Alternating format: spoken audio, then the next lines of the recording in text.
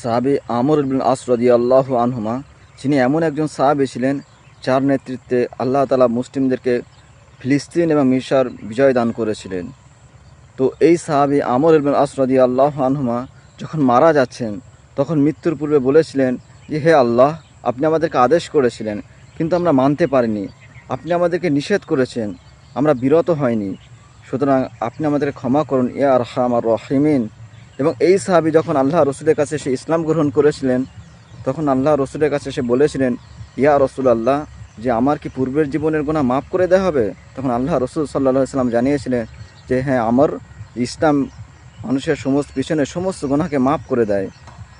তো সাহাবী যখন আমর ইবনে আস সাহাবী যখন ইসলাম গ্রহণ করছেন, তখন রসুলের কাছে সে শর্ত রাখছেন যে আমার যেন পূর্বের গুনাহ মাফ করে দেওয়া হয়।